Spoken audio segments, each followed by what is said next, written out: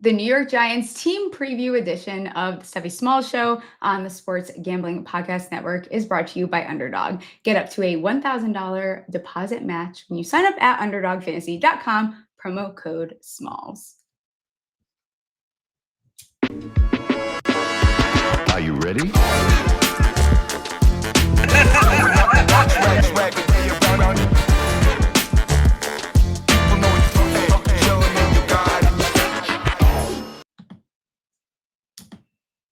What is up? It's Monday. Hello, everyone. We are back. Welcome back to the Stephie Smalls Show. I am your host, Stephie Smalls.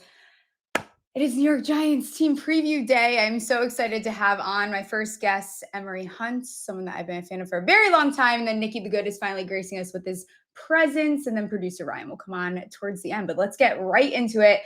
Probably the most incredible draft guide that you can find is created by Emory. Emory, how's it going? I'm doing fantastic, Stephie, man. I appreciate you bringing me on the show.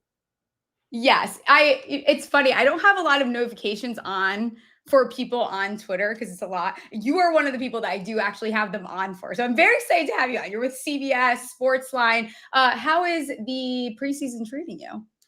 Good. As you may know, it doesn't stop on my end in terms of football because I go from draft to UFL to CFL or European League. So it's football all year round, which is something I'm not complaining about. So I'm excited. You have to tell me a little bit about the European League because I listened to you on a podcast recently, and it's very interesting. Tell people a tiny bit about it before we talk about the New York Giants here. Right. If I don't, I'm old, so it's like I remember when there was the World League of American Football, and when that started, it was 91, 92, and it was something that was brand new, and it was kind of like, wow, they're playing football over in Europe, but it was primarily American players with maybe two local players on each roster. So fast, the league got out of it when Roger Goodell became the commissioner. So in 2007, they canceled the World League of American Football. It was called NFL Europe at the time.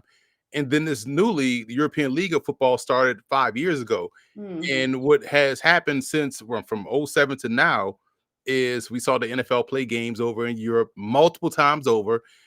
So the homegrown talent has grown significantly. A former college teammate of mine, I graduated college in 2002. He was playing ball in France. And I had a couple of guys, friends of mine, college teammates of mine, go and play in Germany. So I know there was football over there, but seeing the growth from the homegrown talent to where this European League now has 16 franchises, probably going to grow they want to grow to 24. Awesome. And you only have 4 Americans on the roster.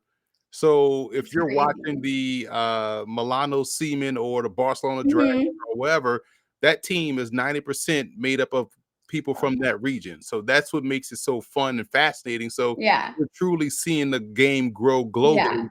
What we thought we was going to see back in 91. That's awesome. Very, very cool stuff. I have to check it out. I haven't checked out too much of it quite yet. I am a New York Giants fan. I'm getting the New York Giants team preview out of the way, doing it a little bit early, but I think this might be a positive conversation. I think there's things to like about this New York Giants team. It's been a while since we've seen a roster that has any depth at all. They've been anemic for quite a long time on this team. You've been to OTAs though, correct? Like, what has stood out since, you've been following this preseason? Well, just the fact that you now get to see truly how talented the receivers are. Because you have guys like Russell Wilson or Jameis Winston that can push the ball vertically downfield, you kind of forgot how good a Jalen Hyatt is or a Darius Slayton is or some of these other guys that they have. And so with those quarterbacks being able to push the ball vertically, that's going to alleviate a lot of the pressure on the run game. So the offense will be significantly better. And then on defense, you just see the athleticism within the front seven. And when you combine both of those things, that's why I said before, one, this is the best roster Daboll has had. And two, the Giants won't be, you should look at the schedule and say, oh, okay, that's an easy win for the other team, or this is a loss for the Giants. I will say this, case in point. This time last year, I'm at OTAs, I'm at rookie minicamp and regular minicamp, and I'm going into training camp. Like the first week of training camp, I was asked, well, what do you think this team is going to do? I was like, well, they won't win no more than 3 games. It was like, whoa, what you, 3? I'm like, yeah. I was like, find me the game where Mhm. they're going to have the better quarterback Yeah. than the other team. And lo Mhm. and behold, they barely won 3 games. And Yeah. so for me, it was looking at this team, I'm like, okay, this team clearly is going to be one that could be in contention for 8 or 9 wins based off Mhm. how they look on paper, obviously health permitting. Yeah, I think a big thing, and I feel like this is the one thing I've been saying to a lot of people when they talk about the Giants, ask, oh, the Giants, it's not an easy game anymore, I don't think. Like that's not an easy win. There's teams now, like you can't circle that down as a W anymore because I think with this defense specifically, now we're talking about a totally different ball game. And then on top of that, the quarterback room is probably one of the more notable changes that this team has made going into the next season too. So I don't think this is just an easy win anymore for a lot of teams. I think they're going to catch some teams off guard. I think they're going to be a very good ATS team this year because Vegas is probably not going to respect them as maybe they shouldn't from last year. Let's talk about that defensive front seven. Who benefits the most from Abdul? And like, will we see, like, are they going to get more creative, like with a Kayvon, or who? How do you see that playing out? I think who benefits the most is the secondary, because you're going to have all of this pass rush. Yeah. You have Dexter Lawrence on the inside. If he's healthy, Darius Alexander is going to be a dude. So Yeah. that's another D lineman you have on the inside. Then you have Kayvon and Burns and Mhm. Abdul. And what makes Abdul so special and unique is the fact that he can line up anywhere within the Mhm. front seven. So, case in point, rewind back to when we were talking about Micah Parsons coming out of Penn Yeah. State, and people forget he didn't play that his final season because he sat Mhm. out that year. Jamar Chase did that before too. So people forget Parsons sat out.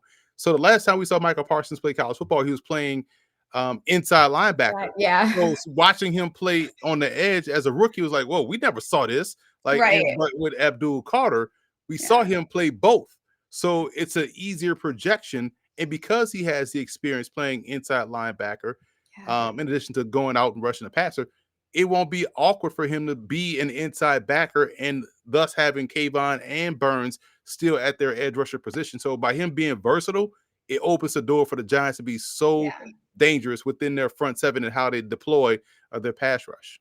Absolutely. And they made the upgrades alone at the secondary. That's a spot on this roster that's been a serious problem. And they brought in Holland, a Debo it is. Who do you think makes the biggest jump on the defense this year? I think we'll still have to wait to see that, right? Because Yeah. although Holland is a fantastic player, Debo, you hope comes back healthy and Mhm. play like he played in New Orleans Right. pre-injury, right? And we also know that we have, Banks does a great job of playing opposite to someone that can take some of that Yes. pressure away, right? Yeah. The question I have and the concerns I have going into training camp, and I want to see if they can Mhm. answer some of those questions, is depth. Because you have Drew Yeah. Phillips, so you have a strong starting quartet, Mhm. right?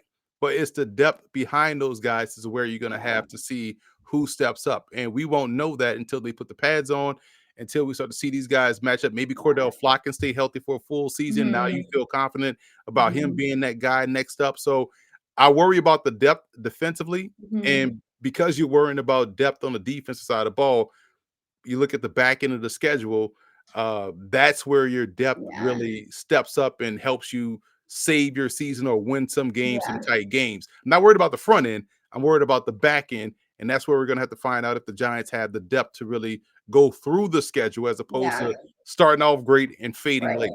Which is we've seen them do that though the last couple of years. There's games where you see some spark in this team, and then one injury goes, Dexter Lawrence goes down, Andrew Thomas goes down, and then it just crumbles, right? And then I mean, especially the quarterback room, like I was saying, like they're obviously this is the maybe other fans of other teams want to laugh and make fun. This is the best quarterback room that we have looked at in a very long time, and it's going to look truly different because we also didn't have the depth. So when someone went down, you are turning to a Tommy DeVito who, okay, you get one spike game out of, but that's not like the true depth you need to be able to compete in the National Football League.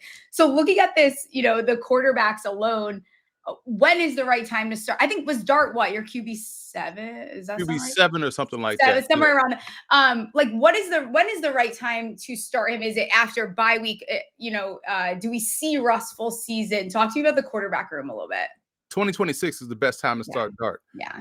And I've said this before, and I'm gonna stay on this foundation because you don't usually get as a coach a chance to win games and develop your young quarterback. Yeah. Usually it's merging, right? You gotta, especially if you draft one in the first round, you throw a guy out there and you're kind of hoping to win games while you're trying to develop him. Yeah. It may work out, it may not work out, but rarely do you get that Kansas City Chiefs situation like with Alex Smith and Patrick Mahomes of a guy you know is going to be your future, but you're winning games with the current guy. Because remember, the Chiefs weren't picking in the top 3 to get Patrick Mahomes to trade up. So they were a good football team. The Giants saved themselves from that issue by getting Russell Wilson and getting Jameis Winston. So therefore, when you draft the Jackson Dart, who still is coming out that Lane Kiffin offense, and we see what that looks like with Matt Corral, who had his struggles in the NFL, had his struggles in a UFL because he hadn't been acclimated to a pro-style offense. So now with the Jackson Dart coming out that same offense, you have the ability to break him out of that system, work him back up from the ground up. And so he has a full year to digest everything that's going on. You can get him acclimated to the pro game and your offense. So therefore, next year, he's ready to go and ready to, hit the ground with the high floor as opposed to throwing him out there in the mix. So I'm saying all that to say, don't throw him out there this year. There's no reason to, because even if Russ plays pedestrian, the story no one's talking about is, and this is just from being out there at mini camp, Jameis has and we know this is like a dub, but Jameis does have a significantly stronger arm. But when you notice it is when the deep ball happens. So let's say, for instance, it was one day, the last day of mini OTA. I was out there and we were standing on the patio and they're working deep down the field. And Russ goes up first and he's throwing a deep ball. You see the receiver go underneath it, but then have to slightly turn and wait for it to come down. Jameis is next up. He throws a deep ball. The receiver runs through the ball into the end zone, right? So then Russ comes back up and you can see Russ trying to put a little bit more. He's like, I can do this. Right. So he's almost already in his head like, man, I see this dude's arm. Like a lot of conversation about Jameis is about his personality, but people forget he's a fantastic football player. But the problem is you gotta, and we won't know this until games get played. Can you kind of corral him in a little bit and not make a big mistake in crucial time? I don't mind you throwing interceptions, is when you throw the picks. Yeah, we're used to interceptions anyways. So interceptions are going to come and go, right? And so is when you throw the pick, and I think that's where you don't know what Jameis you're going to get. But just in sheer arm talent, this quarterback room reminds me of the quarterback room the Giants had when they had Eli and Geno Smith and also Josh Johnson for that one spring. And then I think they drafted Davis Webb that year, but because they brought in Josh Johnson, it was Josh Johnson going at it to be the backup. This room looks like that room where you have a guy and you have a solid backup and you have someone you're trying to work behind the scenes. Which we haven't seen obviously since quite literally then. It's been kind of a mess in that quarter. It's been a mess. And then you don't know what you're going to get. So it's kind of throwing someone out there and seeing what happens. Who was playing Boyle last year there are so many teams that would not even roster some of the guys that this New York Giants team has rostered. I think a lot of this also comes back to, and this has been one of the Giants' biggest problems, the O-line has been their Achilles heel. They just can't quite get it right. I know they're moving Evan Neal over. Andrew Thomas has to stay healthy. Do you think with the moves that they've made, which isn't a ton, how is this Giants O-line going to look? I've said this since Ben, and this is what happens when you have a bad quarterback and people don't want to blame the one person that's responsible. They will start from left tackle to right tackle to tight end to fullback to running back to receiver before they blame the dude responsible for the quarterback, right? And you notice when the backup quarterback got in the ball game for the Giants, whether it was 2023 or last season, we barely heard anything about the offensive line, right? because Mhm. the quarterback was getting the ball out on time, or the quarterback was decided to take off and run. You heard less about the offensive line when Mhm. other guys are back there. It's the same old line, right? So Mhm. the offensive line is actually going to be a strength for the Giants because you have both of these quarterbacks that threaten with their legs or their ability to buy time within the pocket, and also their ability with the deep ball. Because now, let's say if you have Russell Wilson, you know Russell quickly can identify the one-on-one matchup, and if you Mhm. want to get aggressive and try to get an extra guy in the box, it's going deep down the field to one of these fast guys that can run. Yeah. Jameis, you already know, works touchdown to check down. Yeah. Like, so don't even show him single high. And Yeah. so, because of that, now you're going to open up the run game, and the O line gets into a groove when they're running the foot, when they're run Yeah. blocking, and get into that whole physicality groove, as opposed to having to drop back with a quarterback that has deer in headlights versus pressure. You don't have that with these guys. Right. With the two veterans, and I think that's going to make the offensive line look significantly better. And in fact, this offensive line is going to be at its deepest that it has been in quite some time because of that. Yeah, absolutely. You bring up the run game. They added Scattaboo, who is I think a fan favorite too. A lot of you watch him in the play. He's very easy to like. It's not surprising that people like him. I think it's taking away a little bit from how fantastic Tracy fits into just like this and like this offense as a whole. How is that backfield going to work with the two of them, in your opinion? Well, you get a guy in Tracy, who's still getting acclimated to playing Yeah. running back full time. Obviously, we all know the Right. story, former Mhm. receiver turned running back. But now with a guy in Cam Scattaboo, when it gets later in the ball game, he can be your closer, your Yeah. finisher, your 4-minute offense guy. Plus, Tracy put the ball on the ground a lot, and so you Yeah. can't put the ball on the turf as a running back. That's a no, right? And so ball security is going to be key. But now the Giants can feel confident in going to a Cam Scatterbo and allowing him to be, the 1B or 1A to the 1B or Mhm. whatever. Him and Tracy going to form a nice tandem. And then it also allows you to work everybody else in concert to where they best fit. Some guys are best in terms of being the spot players, like your Yeah. Eric Grays or your Dante Millers. Yeah. Those guys can come in and be spot players.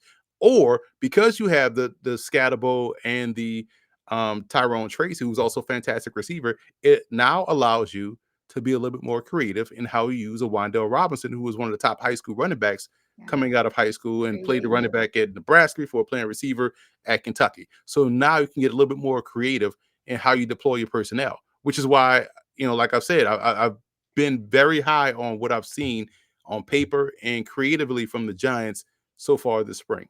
And it's something that we've seen under, since Joe Shane and Daboll came over. They like guys that have versatility. Like that's something that has just been an absolute theme with anyone that they've drafted. Like you can see that they're looking to get the most out of their players. Maybe it hasn't translated as well as they hoped, but that is something that they desire. Talking about the second year guys, there's one guy that stands out to me. I think I'm excited to see how that draft class evolves. And I think Theo Johnson is a name that maybe needs to get looked at a little bit more. Where can Theo Johnson fit as far as targets go this year? It's going to be interesting because, well, we know historically Russ was working the tight ends. Mm-hmm. Jameis, if he's the starter, Jameis is going to the open guy is going to get the football. Yeah. He really has no favorite target, right? Every receiver is going to have their best opportunity. If you get open first, you're getting the ball. Similar at times with Russell Wilson, but he does do a fantastic job of getting the ball to the tight end. If healthy, Theo Johnson gives you some flexibility because he's such a Yeah. versatile athlete. He can run routes. He could be your big slot receiver, allow you to get Mm-hmm. another tight end on the field, and kind of get creative with your personnel. So for me, I feel like this is someone that, because they have so many weapons now based on the depth they have at quarterback, Yeah. it's Malik Neighbors is obviously going to be your one Right. and going to garner the most targets. But in terms of trying to figure out who's going to be number two, that's a scary situation because Yeah. there's no person that you can say, okay, this is the second option. Maybe it's Darius Slayton. Mm-hmm. Maybe it's Theo Johnson. Maybe it's Tyrone Tracy. Maybe it's Wandale Robinson. We saw him Yeah. be a valuable, player underneath. Uh, mostly by necessity, but not necessarily because of scheme. So to answer your question, it's going to be tough to find out who's going to be the consistent Right. second target for the Giants because we know who's number one. Yeah, I think you'd probably drive yourself crazy trying to figure that out right now. And Jalen Hyatt comes up a lot now. He's put on whatever they say, almost 20 pounds. It's a whole everyone wants the Jalen Hyatt thing to happen. We'll see how it goes. Is he like the sleeper wide receiver here? Is there another one that you've seen that's kind of like standing out to you? He's definitely a sleeper wide receiver. Okay. It reminds me a lot of Sean Payton in New Orleans when he had DeMarcus Coulson as the number one guy, Yeah. and had the Jimmy Graham as the 1B option. But the guy that was burning people every week was either Devery Henderson or Robert Meacham, who is the Jalen Hyatt in this situation. Mm-hmm. Like, you can game plan for, okay, we got to stop Malik Neighbors. Hey, we got to make sure we bracket cover Slayton. Don't let him get deep down the field. And then every week Hyatt has, 2 catches, 65 yards and a touchdown, right? Because like, man, how does this do? Like, so that's where Hyatt is the wild card in this situation, because he is someone that hadn't been, matter of fact, and it's not like we hadn't seen it done already. When I think this was 2023, when Tyrod Taylor got in the ball game, first thing he did was go deep to Hyatt. Why? Because that's what Hyatt does. He gets open, and that's what Tyrod does, goes deep down the field. So why wouldn't I expect Hyatt to have that type of success with these two quarterbacks that have the deep ball as a strength? So definitely the wild card there. He's probably, I guess if I'm using the fantasy football term properly, best ball. He would probably be one of those best ball candidates, because he's not going to be your consistent 75 catches for 950 yards and 8 touchdowns. He may be a 35 catch guy, but damn near 9 touchdowns on the season because of his big playability. Yeah, absolutely. We'll get into some of like the betting lines before I start wrapping up here and letting you get out of here. Their win total, I believe opened at 4.5. It's at 5.5. That moved a little bit when Russ got signed. The over is at plus 120. They finished under their win total 2 straight years. They've actually gone over like, if we want to cherry pick this, 3 of the last 5 they've gone over. So it's there. Like, they kind of just have these seasons where they win games that they probably shouldn't win. 6 of the last 10 they've gone over. I do think they get over this number. I know I shouldn't. I'm biased. I am a Giants fan. But when the Giants have little expectation, this is when they end up exceeding that. There's 2 bets that I like in regards to that. 5.5 is what, minus 120? Yeah. So I would either play it up to 6.5 and play that at plus money. Yeah. And also play an exact win total. The Giants can win 7 games. So that way you can kind of get more bang for your buck, because they're definitely going to go over 5.5. Yeah. So I would say try to find the value with 6.5, and also try to pick an exact win total. 7 is a good number. I think they go 7 and 10. I can even see 8 and 9. Really? That's something that's going to have to break on the back end of the schedule. If they prove to have good depth, then they'll win one of those games on the back end. But I would say that win total 5.5 is that's an easy over for me. Yeah. But 6.5, better value, and I think they go over that number because I do think they win 7 games. Yeah, and I think a big thing last year too was they were 0-6 in the division. And I granted, I know that the division has also has improved. The NFC East is fantastic now. And I think the Giants are also improving their roster, but that is a little bit unheard of for this team. A lot of these games came down to the wire. I know the schedule is very hard. I got it. That's what everyone's going to say. There's no way. Show me 6. Show me. I hear everyone, but I think also the defense is going to keep them in games. And then now the difference is the last couple of years, we haven't had the quarterback play to be able to score points to keep up with the defense getting them off. Like, they are now going to be able to at least like stay in it. So now if we see a couple touchdowns finally, I don't think people realize, if you're not a Giants fan, they don't score a lot of points these last couple of years. So if they can score some points, now we're back in games. Now we're, backdoor cover. Like, you're seeing them maybe win a couple of these games. Daboll is 8-24 straight up as an underdog. We're giving him his best roster that he's had. Let's see something out of it. Moving to the division, Giants are 30. It's not shocking. They're fourth, 30-1 to win this division. They haven't won the division since they won the Super Bowl in 2011. It's not shocking at all. Their best finish was back in 2020 when they won 6 games. That was a Sudfeld game against the Eagles that they ended up losing. As far as this division goes, I guess the Eagles are the favorite. Not shocking either. Commanders plus 205, Dallas plus 600. Are any of those teams other than the Eagles, since no one repeats in the NFC East, did either of those teams interest you, the Commanders or the Dallas? No, what has me skeptical about the other teams in regards to catching the Eagles is the Eagles have the best depth on offense and defense. So therefore, they can kind of absorb an injury or two and still be strong. Yeah. I don't see that right now for Washington on defense. And Dallas defensively, especially within their run game, have they gotten better in stopping the run? And so they need all hands on deck there. And their secondary on paper looks good, but you have guys that are coming back from ACL tears. How good can they be on the back end? And so the Eagles by far and away will win this division. I think the one thing that I think the Cowboys are going to be better than what they were last year. Obviously, I do too. I feel like this is something that can yield 3 teams out the East getting to the postseason. Okay. I can see Dallas closing the gap with Washington. Yeah. But I will also say this: I've been on this play for like the last couple of weeks. Probably last month. The first game of the season for the Giants is Washington. I like the Giants straight up to win that game. So I like them on the money line. Right now, I saw the spread is -7. Yeah. So that seems ridiculous a little bit. The last time, I don't know why it happens this way, but when they go to Washington, they tend to play them really well. Yeah. They match up well. Washington beat them last year in Washington by kicking like 48 field goals. It's ridiculous. They didn't get into the end zone. But CBS was what? I think it was 5. It was like 5 field goals or it was something. Crazy. It was like 7 field goals. They beat them like the first time in NFL history. Right. So for me, I think that game, because Washington's offensive line is being rebuilt.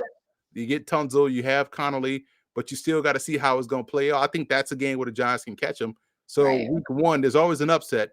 I like the Giants in that game against Washington on the money line, but definitely taking them at +7. Yeah, I normally don't bet on the Giants. It just makes Sundays a little bit more fun. But I did bet that +7 because I do think that that's something we're going to see that game. Everyone's going to be on the other side. Commanders are going to be the survivor pick that week, and they're going to blow it for everyone. And then people will probably get in on the Giants, and then they'll disappoint, and then this is how it goes. I'm kind of used to it. The only player lines that are kind of worth looking at is basically everything Neighbors. His offensive player of the year is 35-1. Most receiving yards. I kind of like him to lead the league in receiving yards. I think there is a path to that at 12-1. As far as his touchdowns, sitting at 7.5, and his receiving yards is sitting at like 1,100.5. Do any of those numbers interest you in regards to Malik Neighbors? I like him going over that touchdown number. Yeah, me too. Honestly, I can see him going over both touchdowns and receiving yards. Yeah. I think he's a 1,200-yard receiver with these quarterbacks and an 8 to 9 touchdown reception guy. So definitely over on both. If they're not juiced too heavily, go over both of those plays. Yeah, I went and I just bet the all 9.5 touchdowns. I just don't think that's. I don't know. And maybe I'm a little bit too optimistic about it, but he's also a talent that's a little bit different. And I don't think that's asking a lot out of him to get, 10 receiving touchdowns next year. What's the final record prediction for the New York Giants? 7-10. I think they are able to get 7 wins. I worry about the depth. Okay. I think we'll see the Giants get off to like a solid start. They could be probably like 6-5 by week Yeah. 11 or whatever, and then the bottom fall out because of the back end of the schedule Yeah. and the lack of depth and guys. It's a war of attrition. So I can see them finishing 7-10. Love it. Okay. How does the division finish if you were to predict it Oh, now? Philly, Washington, Okay. Dallas, and then the Giants. Yeah. That's Now, okay. It's all now right. It's a good thing. There's a lot to be optimistic about here. you can easily sway me on Dallas finishing second Yeah. based on, but I need to see what that defense looks like health wise before I trust them to beat Washington. They're talented because they got a great quarterback, got good offensive weapons, but they couldn't stop anybody. And I Their think that's running gonna be room, like their running back room makes me a little bit nervous for them. I feel like when we've seen Dallas be really be a very tough team to compete with, they usually have a strong running game. And that area seems a little, I don't know what's going on over there. who's going to be the back is the key. They rebuilt Right. their offensive line, but who's going to be the back and can they stop Right. the run is going to be the question. Next year's breakout candidate for the New York Giants for you. Next year's, this Mhm. season's. This season, yes. I keep Oh, doing okay. that. I would probably say Evan Neal. The Giants do a Really? fantastic job of getting rid of their players a little bit too early because of public pressure. We saw it with Saquon, we saw it with Odell, we Yeah. saw it with Eric Flowers, and all those guys went somewhere else and played really well, right? Yeah. I think moving Neal to guard, you're going to get the best version of Evan Neal, who's healthy, playing inside. Quarterback's going to get rid of football, and I think Neal is going to look like the top 5 pick he was when he was drafted. I sure hope so, because it hasn't been that pretty for Evan Neal. I would love to see him get back into the good graces of fans because he does not have it easy out there on the Twitter streets. Give me a Super Bowl prediction, and then I'll let you get out of here. Eagles, Ravens. I said that I'm last big year. Ravens. We got close last year. Eagles, Ravens. I think the Eagles are the best team in the NFC. It'll be a dogfight between a lot of teams in the NFC that Yeah. got significantly better. AFC side, same thing. The league got better in the offseason, completely honest. But Baltimore and also Philly, I feel like just match the physicality that I like to see. And they both have quarterbacks that kind of can lock in. Lamar has to show it that he can lock in a little bit better and Yeah. not press too much in the postseason. I think he'll let the game come to him and they'll finally kick down that door and they'll Yeah. face the Eagles on the other side. It's time. I'd love to see the Ravens win. Like I want that for Lamar so badly. You are fantastic. Let people know what you're working on right now, where they can find you. Hopefully, we can get you on here soon again. Follow me on Twitter at FBall Game Plan, Football Game Plan on Instagram, and you can still pick up the 2025 draft guide. Yeah. Right now, it's now turned from a draft guide to a preseason guide. We have over 1,000 individual scouting reports. So when you're watching these preseason games, trying to figure out who the hell this guy is from what Right. school, pretty sure I got a scout report on him. I love it. So you could go and get that at footballgameplan.com/2025 draft guide, full color PDF. And if you purchased my draft guide since 2020, right now you would have over 5,400 individual scouting reports at your fingertips. Yes, and that's something I've purchased for years. Everyone needs to go check it out. Emory Hunt, you are fantastic. Go follow him. I will get you back on soon. I appreciate your time. Appreciate you for having me on. Always good to see you. Yes, you're fantastic. Thank you. We're brought to you by mybookie.ag. MyBookie is your place to bet on every sport, including the MLB, WNBA, golf, and of course, football futures. MyBookie accepts customers from a ton of locations, easy deposit, and lightning fast payouts. I'm obviously going to give you some golf bets because that's just how we roll on this show.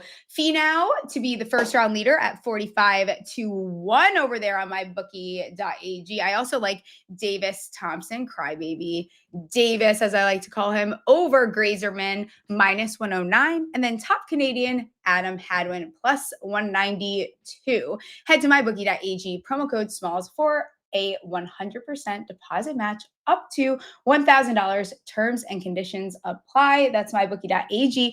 Promo code SMALLS. I talk about Circa nonstop. You guys know I love Circa. I just booked my next trip to Circa for contest weekend. You can also get a trip to Circa. They are having a contest, the Ultimate Fantasy Football Draft Experience.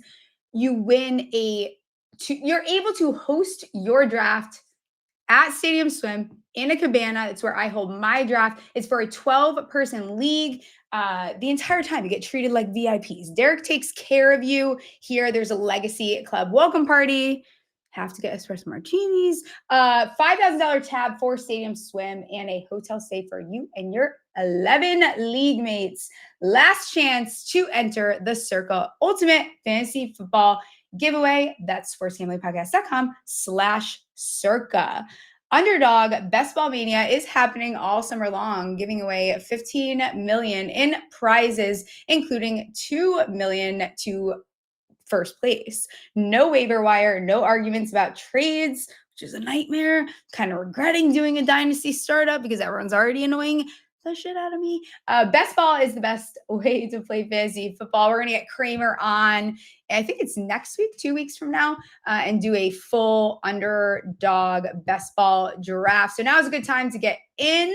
I do have a pick'em entry for you. It's 19.24x your monies, Morikawa and Balmaki. Finishing position better than 10.5. So sign up with Smalls to claim your special pick and first time deposit offer up to $1,000 in bonus credits. UnderdogFantasy.com, promo code Smalls. And our favorite dad of all the dads, finally getting him on here. I hope he's backstage. I assume he's backstage. He is backstage. I'm here. There he is, Nicky the Good. Hi. I got a lot going on here. You have a lot going on. How was Father's Day? Talk to me. I mean, Father's Day, my 40th birthday was the day Congratulations. before. Thank you. I made it, right?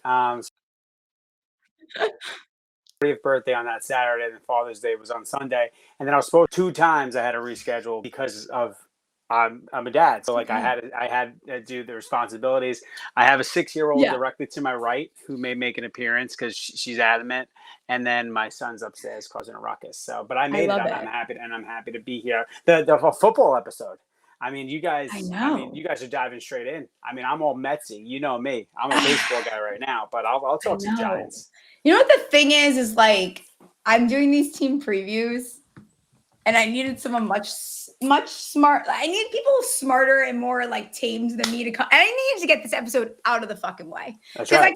I get too emotional and we get a little bit too close to the seat. So now it's like, let's just talk about it while I'm still a little level-headed before I start being out of control. So I had to get it out of the way. I'm glad I did. We're going to basically go through the listener questions that I got about the Giants. I don't even know what they said. I actually have to pull them up because I did not write them down. So I'm excited to do this with you. But first, did you see I ranked the days of the week? No, I didn't. I haven't thought about days of the week, but yeah, okay. I'll listen to you. Mm-hmm. What do you got? No, I want to hear your rankings. Now, should I tell you mine? I can tell you mine. Tell me yours first. Okay, so we start with Sunday always, and maybe I don't know. I feel like I love Sunday. It's the best day of the week. Calories don't count.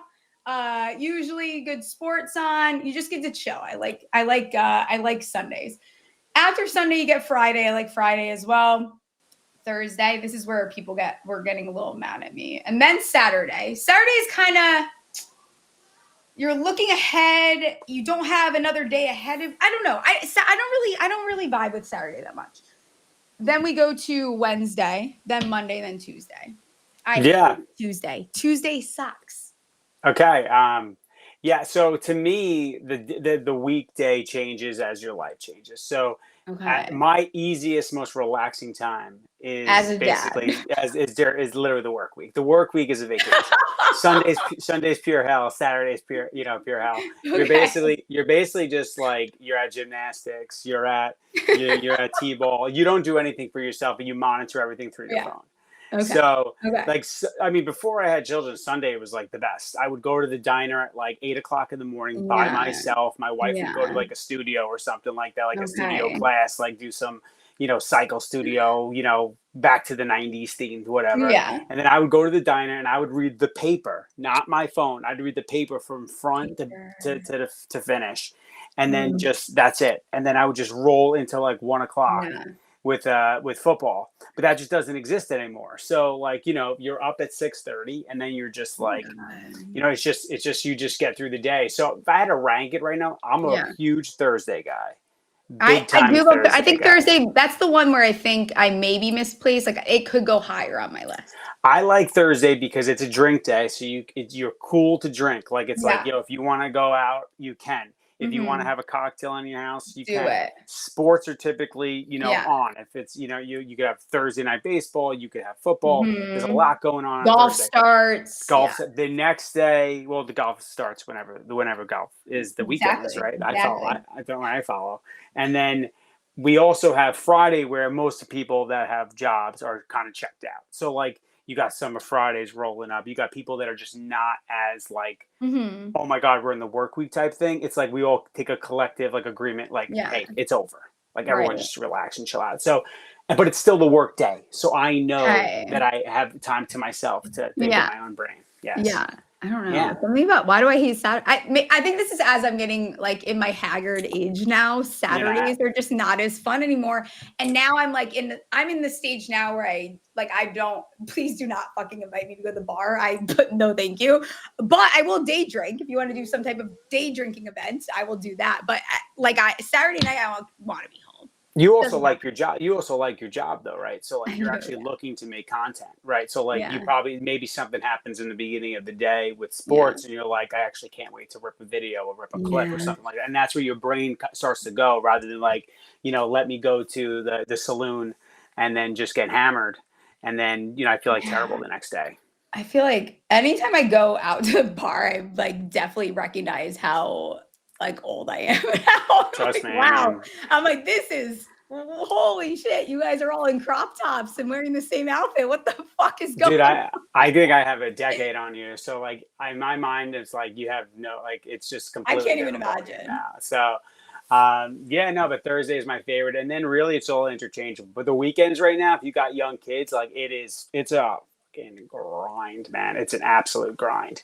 But as they get older, I think I'll reclaim the weekends back and enjoy. I was gonna say, do you get them back at some point? How does that work? I think kids get older, more independent when they can. They also don't want to hang out. They don't want to be around you. Yeah, when they can wipe their own ass, you're good. Yeah. When they can actually physically wipe their own asses, I think you're in the clear.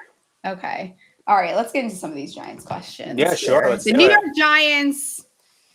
Where do we start? How many weeks till some embarrassing story about Russ doing something cringe breaks the news? Doesn't that happen every week already? I think we're gonna get it like week one. Like I don't think the media is gonna wait for anything. I'm already cringing. Yeah, like he's just gonna say things because you remember, like every time he talks like he's in a movie. Like he talks like someone wrote a script for him. So I guarantee. Schizophrenia?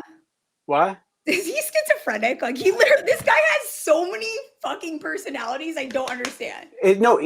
I'm telling you, like I think he's intelligent enough where like he like thinks about what he wants to say before the game even takes place. So it's like if I make a great play, I'm gonna say this and I'm gonna quote this movie or whatever. If I play bad, I'm gonna quote maybe the Bible and say something, and then something will happen where he'll just, no matter what, he will just throw that in there.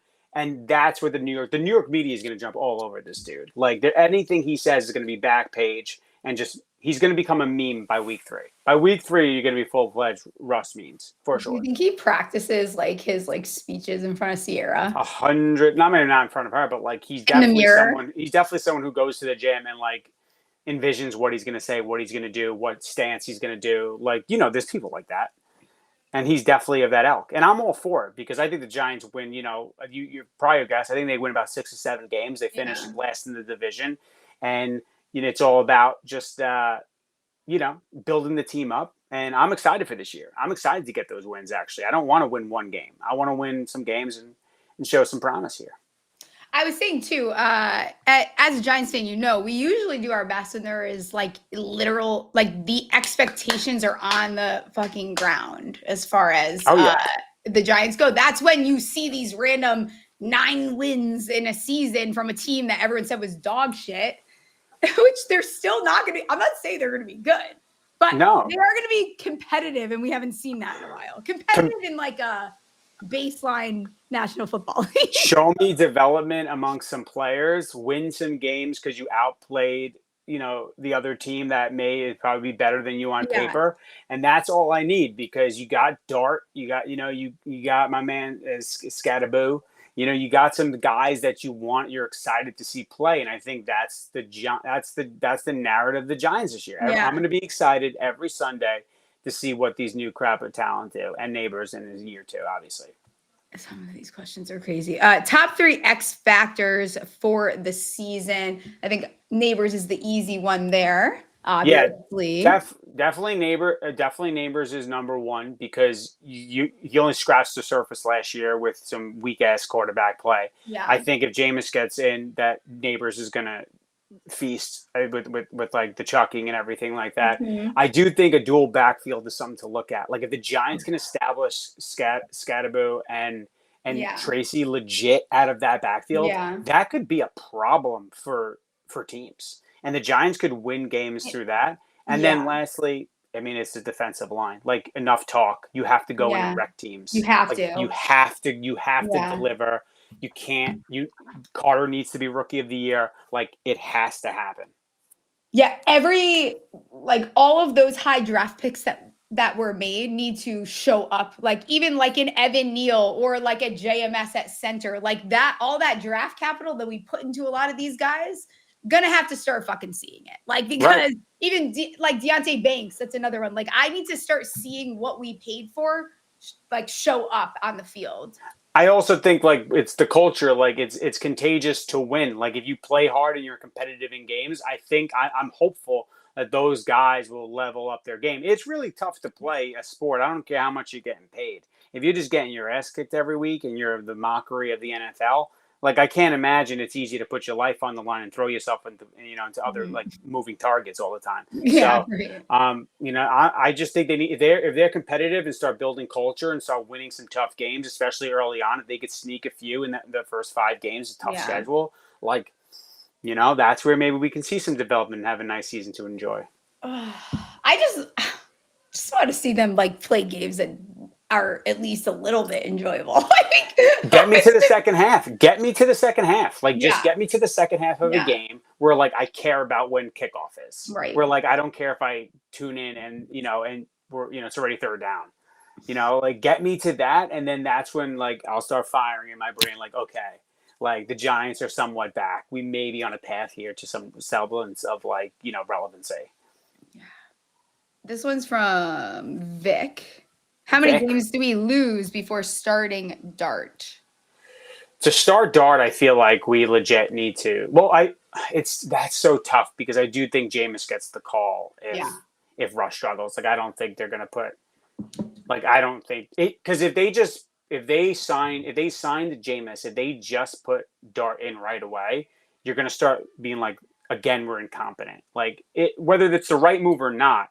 And some narrative will be out there that they're incompetent and that, why did you even get this guy? Who's building this team? Yeah. If you thought that you potentially would trade up for this guy, it takes a lot. And I don't think it's till the end of the season. Like, I think week 10.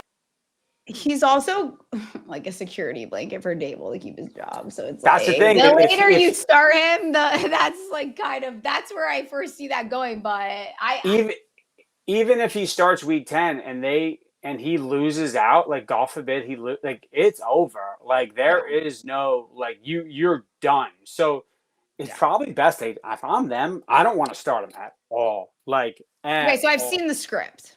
I know it's gonna happen. Okay, tell me, what is we played Denver like week, I don't know, someone can look it up. I don't have it in front of me. I think week 6, somewhere around there. I think we get our asses handed to us in that game. I think Russ fakes an injury because he's embarrassed and he pretends that there was an injury that was the reason why he loses that game. Then Jameis comes in. Our bye week is like week 15, and then I think we see Dart after that because everyone's had enough out of Winston. Yeah, you know what? If you want to end the season on a good note, you just end with Dart, and that's it. Right.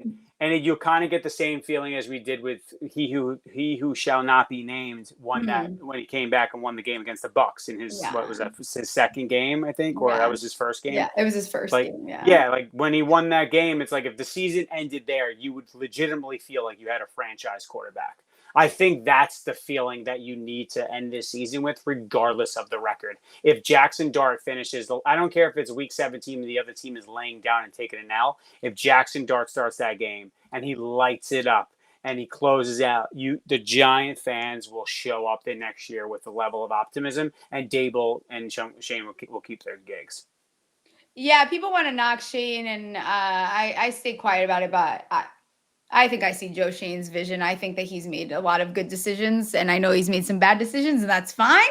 But I think that what he is doing and what he's, even like looking at the Dexter Lawrence contract, looking at the Andrew Thomas contract, like he's made some decisions that are very impressive. Also, he walked into a shit storm too from Dave Gettleman, who I want to throw up even saying his name. So I think he's done he's going to make some mistakes. Every GM is going to make mistakes. I think he's done remotely the best he probably could with what he was handed.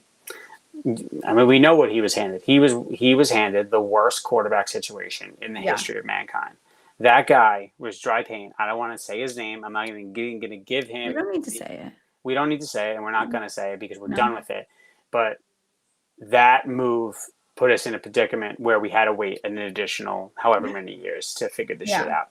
Yeah. But now we're beyond it. It's very much like the Mets. Like the Mets is like Cohen bought the team, right? But it still took a little bit of time to get rid of that Wilpon funk. We're getting rid of the Gettleman funk, and you need to get rid of that funk. The stench. Yes, that stench. Stinky caca. Yes. Poo-poo. It takes time to undo that. So you got to give them at least that. And as long as they don't absolutely shit the bed this year, I think they're safe going into next year, and I'm okay with that. The division's too good to try and be like, yo, let's win this division.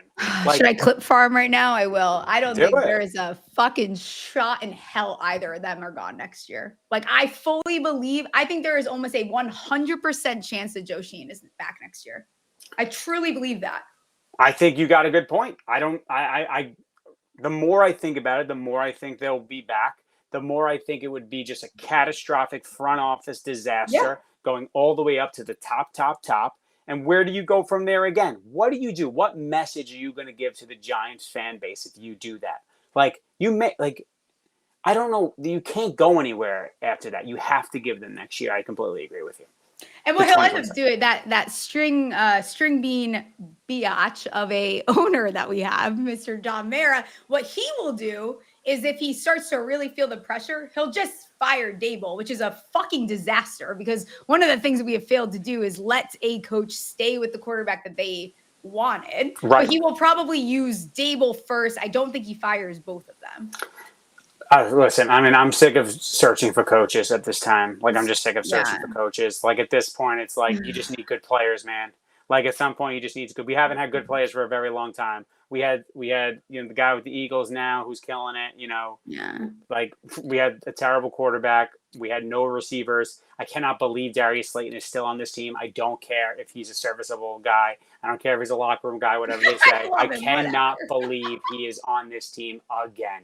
I cannot believe it, but I'm okay with it. He's not the priority. Neighbors is the dude, and everyone else is behind him, and that's just it.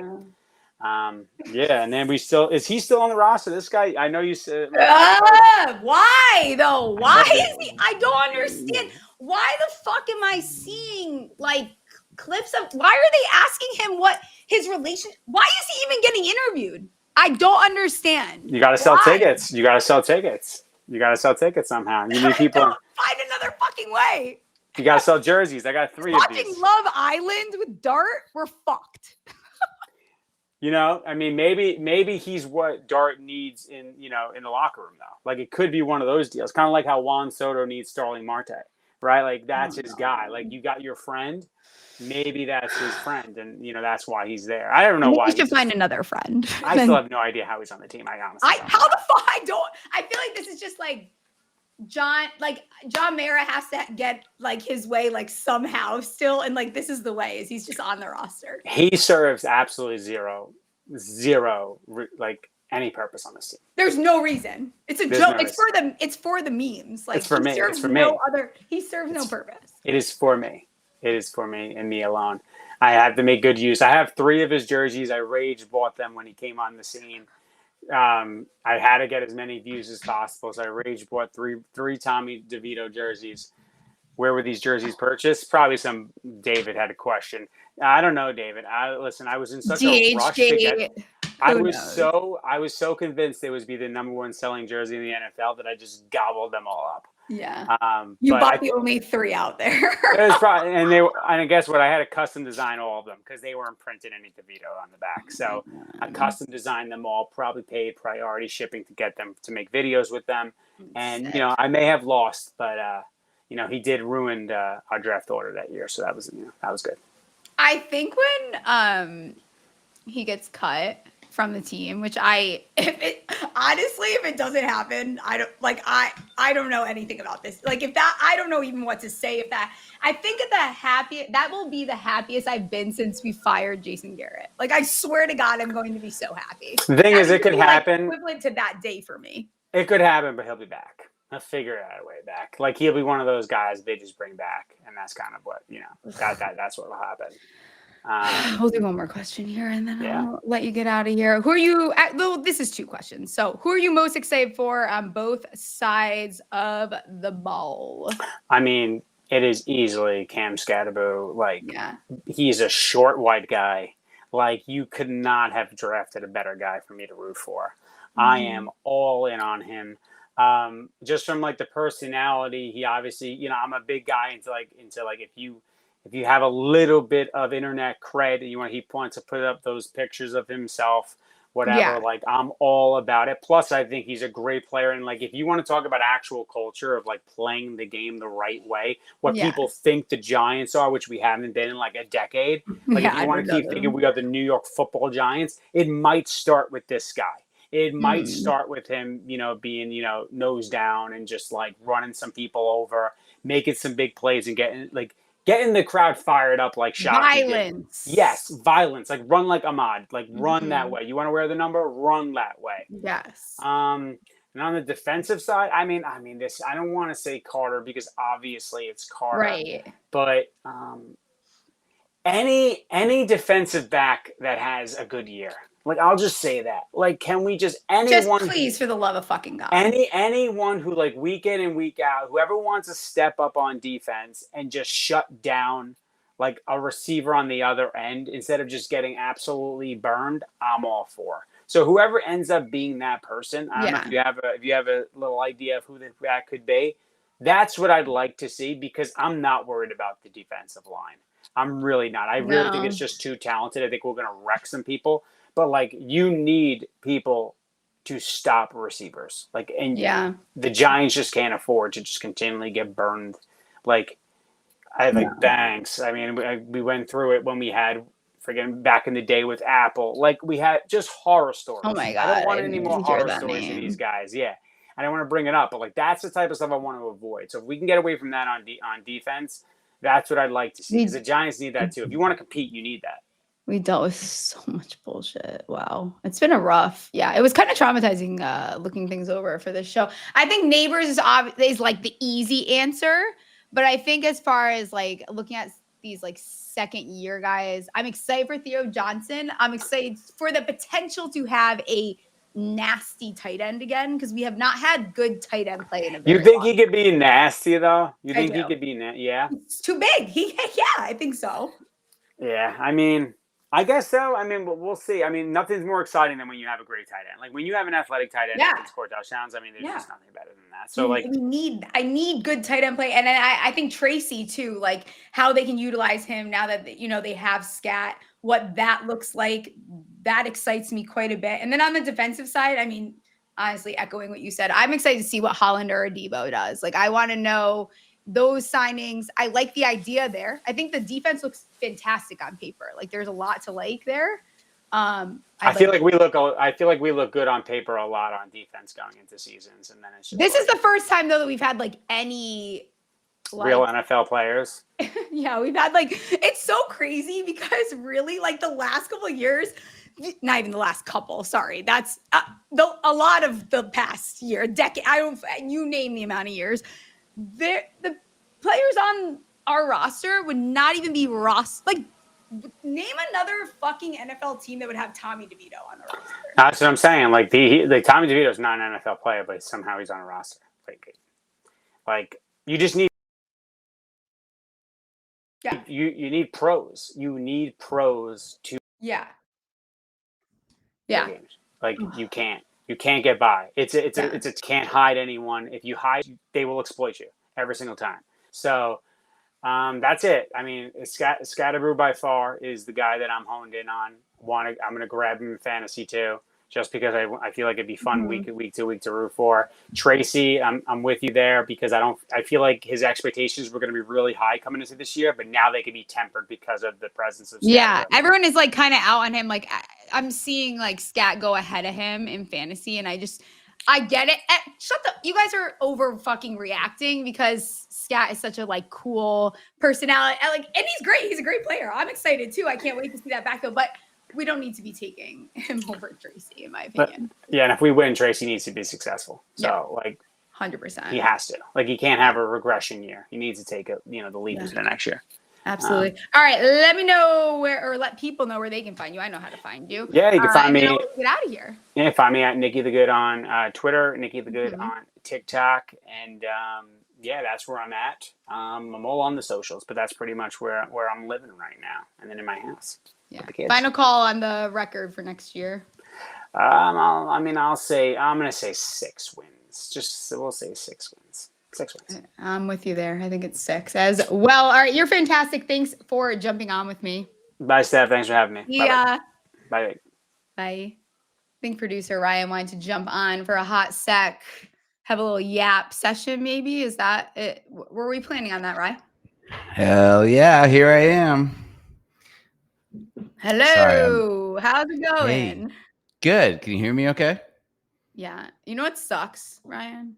So many things, but what are you thinking of? You're right, a lot. Where should we start? No, unfortunately, I do this a lot. But oh wait, your audio cut out. Did I? Oh, there it goes. Okay, I'm touching things. I'm not used to this. Do I sound better? Can the chat tell me? Do I sound any better than normal? You sound better to me, I think. Okay. But don't stop touching the mic. Okay, sorry. Anyways. What was I saying? What were we talking about? Now I lost my train of thought. You said, you know what sucks, Ryan? I said so many things. The optimism part of the preseason. So I think we should redo this preview towards the end and see where I'm at. Yes, I'm totally down. Do you want to do the same guess or different guess? A different one and see where I'm at. Yeah. See where you're at. I like it. See where I'm at because I'll probably be not in a better place. This will be the only team that gets 2 previews on our show. Yeah, that's it. No one else will get 2 previews, but I think that the Giants, we're going to have to do it to see. I need a temperature check going into the season because right now I'm like, yeah, maybe they do get 8-9 wins. Who the fuck knows? That's crazy. There's no fucking way that happened. All right. There's probably not. Well, you had an interesting thing happen to you from explain it. Oh, so does everyone remember last week when I gave my little tips and tricks of if you're out at a bar and don't want to be drinking whatever, the cranberry and Red Bull is the drink you go to. So if someone takes a sip, they don't think you're being soft, or it still tastes like alcohol, but there's no alcohol in it. And I was like, where did I get that from? I don't know who it is, but shout out whoever that was. Turns out it was my ex-boyfriend who saw my story. What did he reply? What did he say? I screenshot and said to you, you owe me commission for this or something. Yeah, he said you owe me commission for this. Yeah, no, we will not be sending you commission, sir. But thank you for the hot tip and drink. It's not like we're getting sponsored by Red Bull. If we were getting sponsored by Red Bull, maybe we'd send them $5 or something. Commission. That's all right. Pass. Pass on that. So everybody knows I'm a bachelor. Yeah. And I got asked by a friend for charity, be in a bachelor auction. You realize it's so crazy what we do nowadays, because I feel like that should be wrong. Right. They would never auction off women, but that would be fucking crazy. That would be insane. But they will auction off guys, and I get it. But so I agreed to do this auction, and it was so awkward. I had to go up there with all the other guys. They kind of like parade us around like meat, you know, and like they would read my bio that I did not write. And so it was just very awkward. And then did I tell you how much I went for? Oh, wait, you cut out again. You cut out again. You cut out again.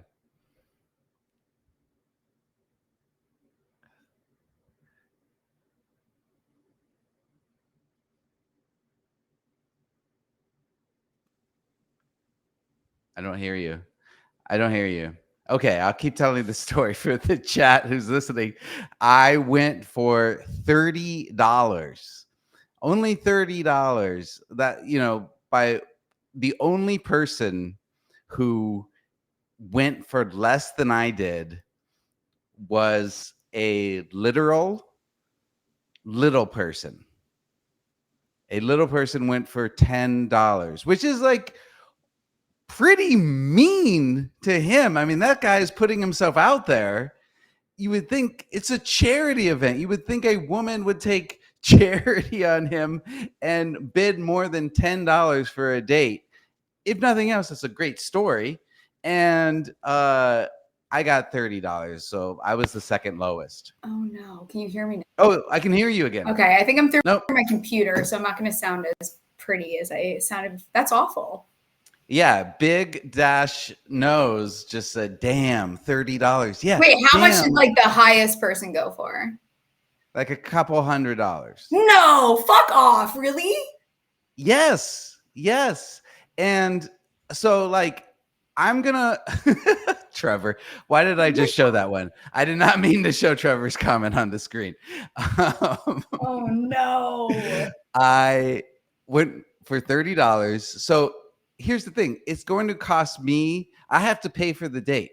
So it's going to cost me more money to take her out on a date than she donated to the good cause. So I should have just skipped the whole thing, given the $60 or whatever I'm going to spend directly to the charity and not done the whole bachelor auction. What's crazy is that's a good deal because she's basically getting like a $70 dinner and drinks for $30. Yes. And thank you. Yes, the salt and pepper beard should have got me at least $100. I get a lot of compliments on it. Wow. Yeah. They even told everybody that I was an Emmy winner. And that didn't even got $30. And I only got $30. People don't care anymore. No. I feel like people in Wilmington don't even know what an Emmy is, maybe. They probably can't spell Emmy. All right. Anything else before we wrap up and get out of here? Okay, so the last thing I wanted to ask you is I tweeted, I think it was last week, that I had a dream about the. Yeah, do you want to unpack that? What was that about? Yeah, let's unpack that real quick. I just want to say that I didn't have a dream longing for her, like how she looked in high school. I had a dream about meeting her, and as an adult, 30 years later, I haven't seen my high school crush in like 30 years, and I'm still having random dreams where I meet her as an adult. Tell me, what is that? You went to a little bit of medical school. Tell me what's wrong with me. Is she married? I don't know. Maybe you should reach out to her. Maybe I don't even know how. She's not. I've looked for her on social media. I've never been able to find her. Maybe she passed away. I feel like that's what happens when it's like she's coming to you in a dream. Yeah. Yes, maybe that's that morbid. Sorry, I hope she didn't. I hope she's alive and well and happy and living her best life. But I'm no dream expert. We might need to look. I should grab my dream book out. I have one somewhere.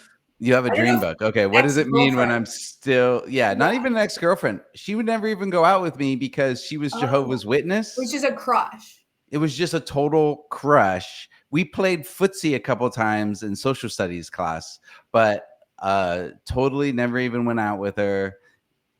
She didn't date anybody. And the last time I saw her was high school graduation. To be honest, those people end up being like fucking weirdo. So it's okay. Like, you probably don't need to find out. Just let it go. Like, if it happens again, whatever, maybe just let it go. Yeah. Fair. All right. Yes. Steph, which is worse? This streamer only getting $30. Definitely the $30. Definitely the $30. Oh, That's okay. rough. All right. Because you could have kept the dream to yourself. The $30, people were there. Like, it's like, you know what I mean? All right, we are getting out of here. We'll be back on Wednesday. Sean Green is on, so we're going to talk some Eagles. Shaggy Betts is on. And then we might do maybe a bonus episode about Love Island. Maybe Brandon Jacobs is Oh, no. come on. We are 100% doing a Love Island. Tomorrow, we got to promote this. 10 p.m. 10 p.m. Eastern time, we're doing a Love Island recap show with Stephie and special guests. That's all we'll say right now. Yeah. Special guests, right? Yeah. Yes. So if you're into Love Island, or your wife loves, or girlfriend loves, or a sister loves Love Island, make sure you watch. Betting Love. I got shit to say. I am invested. I'm not normally like a super brain rot. Well, in some ways or whatever. Not usually into reality TV, but this shit's got me in a chokehold. Yes. So total bonus episode. Rate, review, whatever. Do all the things for us. And we will see you tomorrow, I guess, talking Love Island.